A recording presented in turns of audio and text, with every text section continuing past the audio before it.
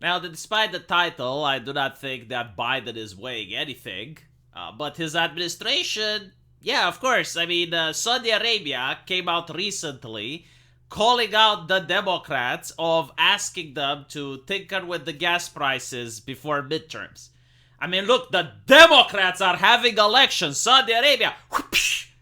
That makes so much sense, right? So it's not like for America. No, it's like for the Democrats. My God. So yeah, now apparently they're worried that Elon Musk is buying Twitter. I have to say, like, I am really impressed with the fact that the Democratic Party has managed to convince the mainstream culture in America that, number one, unless you vote Democrat, you are endangering democracy. But my favorite thing of all is that if you allow people to talk with each other, democracy is so fragile that it collapses.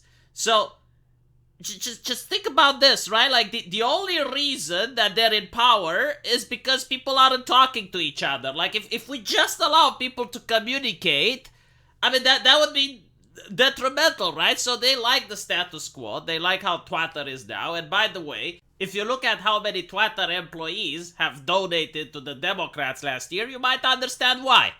And if you notice the shock and horror when Elon Musk said that he will purchase Twitter coming from with people within Twitter, you would also understand why.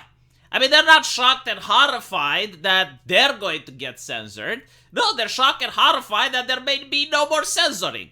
Which, by the way, is also ridiculous. I mean, surely, even if Elon Musk gets Twitter and you have free speech, there will still be censorship. But at least, I hope that the rules are going to be applied equally, because anyone who goes on Twitter right now will know that the blue check marks can do various things that us average mortals are incapable of doing.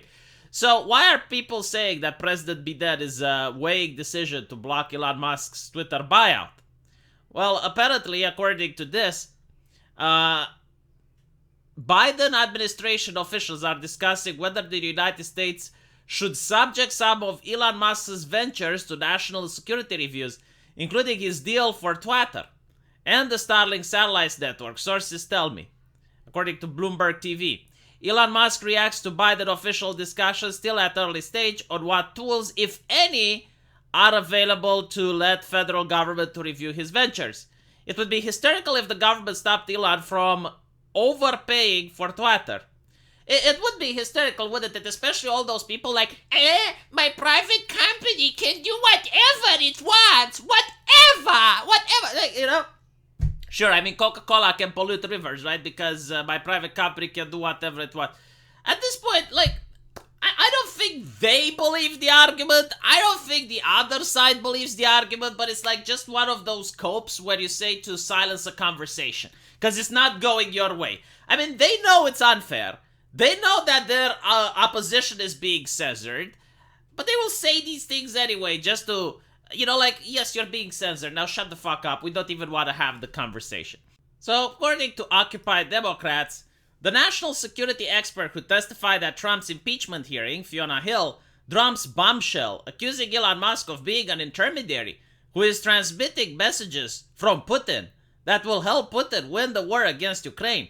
Retweet to expose Elon Musk.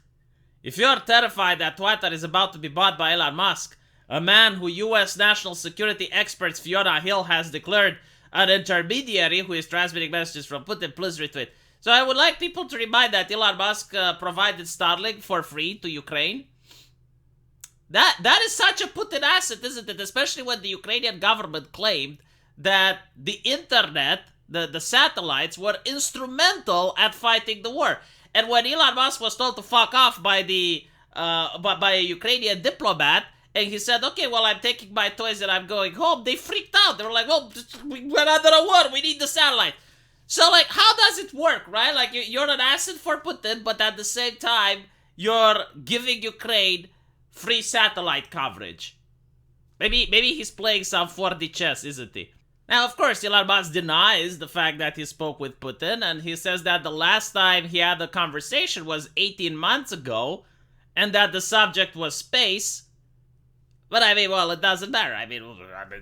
You had a hearing, the January 6th, and they testified, even though, like, from what I understand, witnesses can't be cross-examined there. But I mean, it's her word, right? Like, she testified. Clearly, Elon Musk is guilty.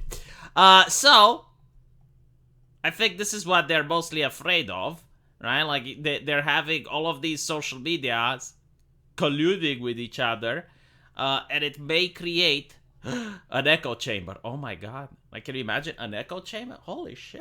I mean, like, well, I'm glad we have Twitter, which is renowned for its diversity in opinion. I mean, Facebook, holy shit, like, Facebook is the bastion of free speech, free thinking, free entrepreneurship, isn't it? I mean, it would be so horrible if you had, like, other social media companies creating, oh, heaven forbid, an echo chamber, I mean, why is it that all the trusted safety councils of all these companies, that they have almost the same rules, almost the same regulations, mostly political in nature? Why is it that Zuckerberg is complaining that the FBI is breathing down his throat and is talking about censoring the Hunter Biden laptop scandal? Well, you know, we shouldn't ask these questions. They're very difficult. You know what? My private company can do whatever it wants. Let me know what you guys think, though, and I'll see you in the comment section. Take care.